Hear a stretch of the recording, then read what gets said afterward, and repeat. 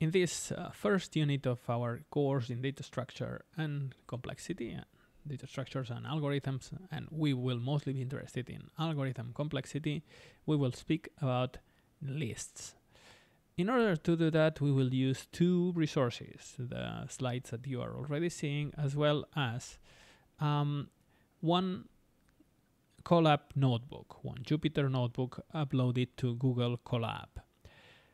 The notebook that we will be using is the one about lists. You can access it by clicking here, and you will have the link to this index notebook in the description of the video. This course on data structures and complexity, as you can see, is still in development, and some of the units are not yet online, but they will be soon. Is part of a wider set of courses, which starts from basic Python programming and as basic as it gets, from the definition of a variable and what programming means and these kind of things. Then follows with this course that digs a little bit deeper into data structures and algorithm complexity and other slightly more advanced concepts, and then moves on to object-oriented programming, always with the goal of finally reaching a course where we will study image processing, some deep learning concepts, and all of that aimed at drone image processing. Okay, so if you're interested in these concepts, in these ideas, feel free to drop me an email. This is a free course. This is also part of the courses that we are doing in Yamagata University in Japan, so also feel free to check that out if you are so inclined, and I hope you enjoy the course. Let's get to it. In this session, we will start by defining what a list is, then we will go in a little bit deeper into some of the practicalities of how to use lists and what indexes are, how you create a list, and then we will speak about two very classical algorithms for list traversal and for doing searches in lists. We will end up with some built-in functions, which are always coming handy. As for the definition of list, well, basically, we can start with an abstract definition. A list is a data structure, an abstract data structure representing a finite sequence. Okay, so lists are finite. They have a finite number of elements that can sometimes grow. And the important thing here is that these elements have an order. They follow a sequence. Okay, so we can associate each element with its position in that sequence, the order in which we saw it, the order in which it was generated. Okay, we have elements and we have them in one particular order. So every element can be associated with one integer, with one index, as we will call them later, that corresponds to their position in the sequence.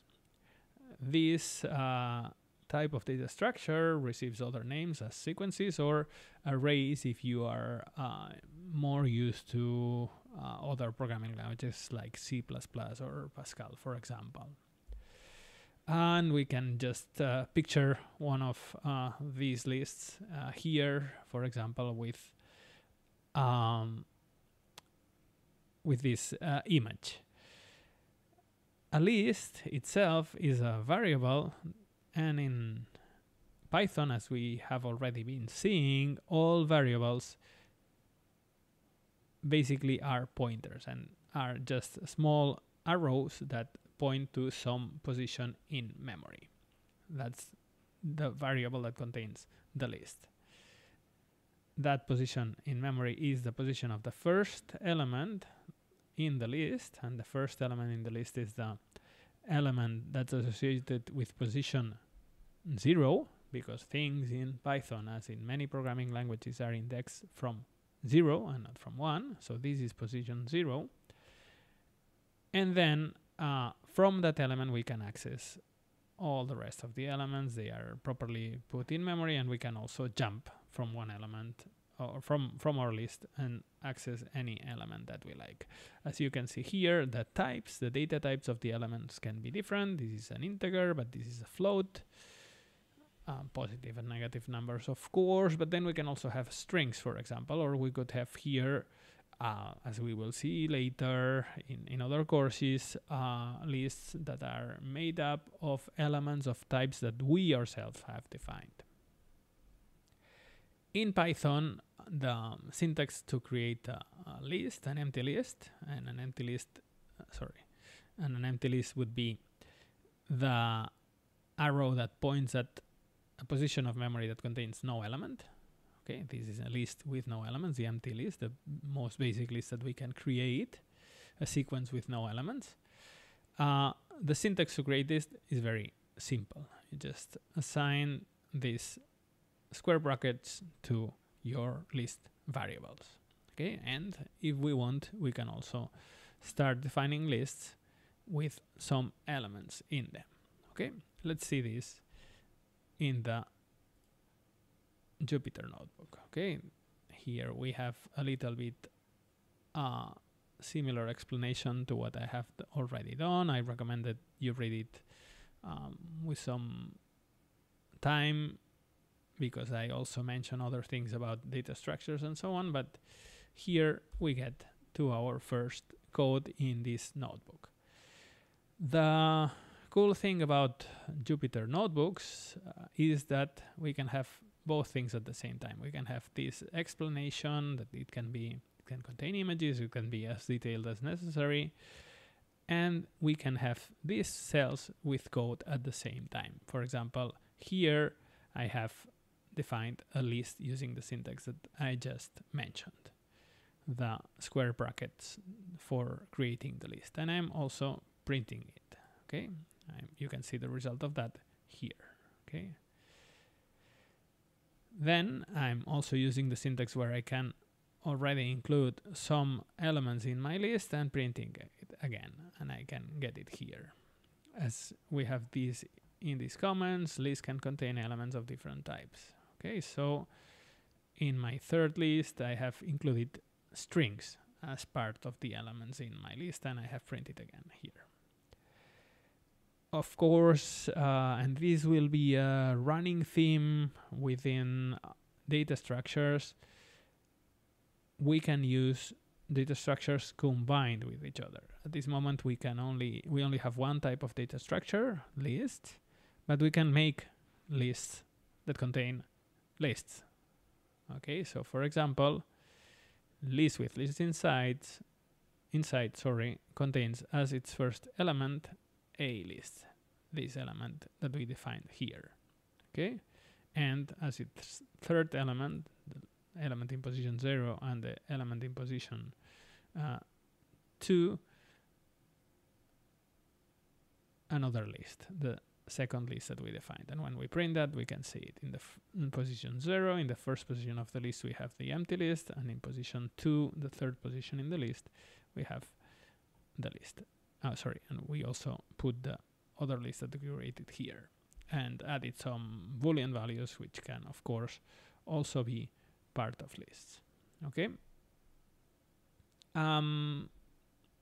The best thing about Jupyter Notebooks is that you can play with the code and that you can experiment with it. This is not static, so I can come here and